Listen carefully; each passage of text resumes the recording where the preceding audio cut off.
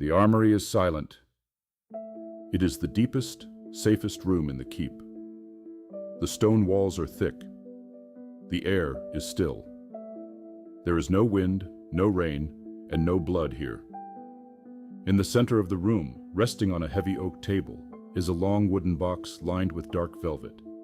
Inside the box lies a sword. It is a masterpiece of the forge.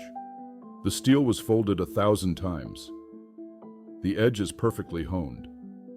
The silver hilt is unblemished, gleaming in the faint torchlight. It is a weapon capable of conquering kingdoms. But it has never been swung. It has never struck a shield. It has never deflected a blow. It has never known the violent, chaotic friction of the battlefield. It rests in the velvet, flawless and safe. And over the years, a thick layer of gray dust has settled upon the silver. The cobwebs have bound the hilt to the wood. The sword is slowly dying in its own perfection.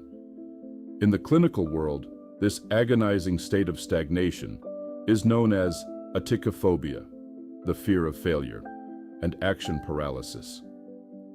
In the language of the keep, it is the anatomy of the untested blade.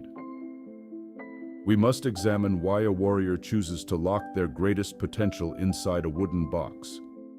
The human mind is a deeply protective engine. It is designed to keep you safe from the wolves. But when the physical wolves are gone, the ego invents new, invisible predators. The most terrifying predator of all is the judgment of the realm. The ego whispers a paralyzing lie to you. It says, if you draw the sword, you might swing it poorly. If you ride into the valley, you might be knocked from your horse. If you attempt the campaign and fail, the realm will laugh at you. And if they laugh at you, you will be exiled. This is the great cognitive distortion of the fearful mind. It conflates the outcome of an action with the value of your identity.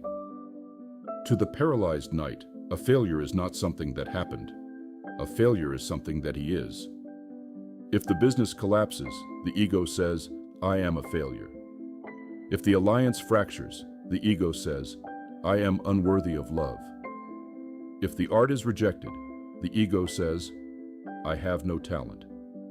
Because the cost of a mistake is tied directly to your very right to exist, the brain issues a desperate, logical command.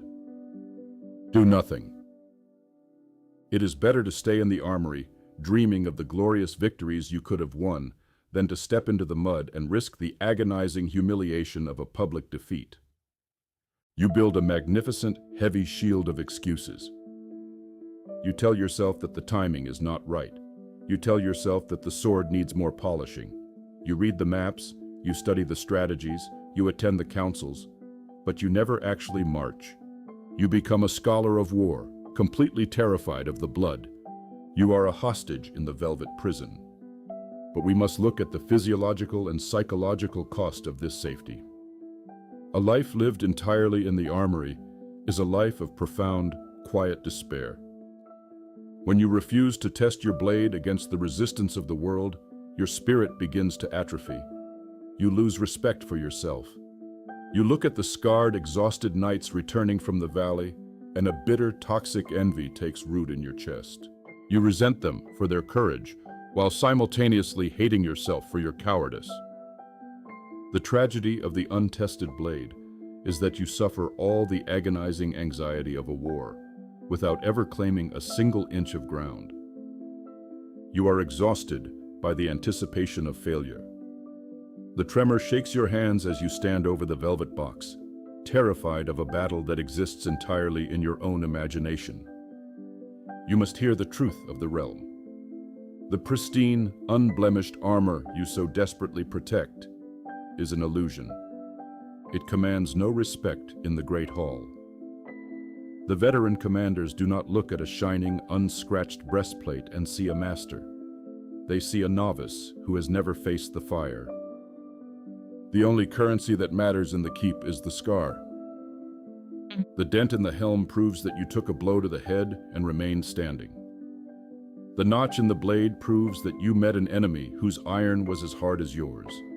Perfection is not a standard of excellence.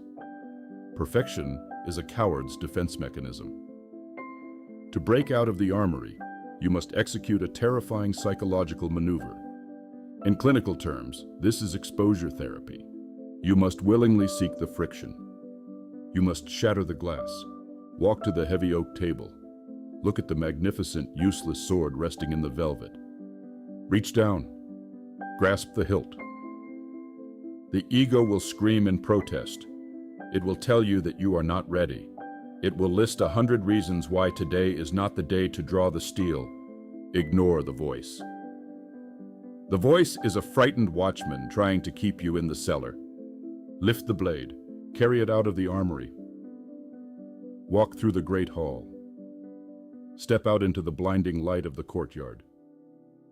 And then, you must do the most painful, necessary thing a warrior can do. You must accept the inevitability of the first scratch. When you ride into the valley, you will stumble. Your form will be clumsy. You will strike the shield of your opponent, and the vibration will numb your arm. You will fall into the mud. You will look foolish to the spectators on the wall. The first campaign is always a disaster. Let it be a disaster.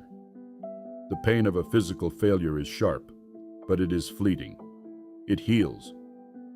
The pain of a life unlived is a slow, suffocating poison that never leaves the blood. Do not worship the unblemished steel. Worship the forge that repairs it. The mud washes off, the dents can be hammered out. The notched blade can be ground back to an edge. But a life spent hiding in the velvet box cannot be resurrected. You were not forged to be an ornament in a silent room.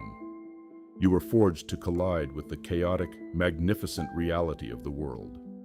Take the sword, step into the mud, embrace the failure. It is the only true teacher in the realm. The march continues.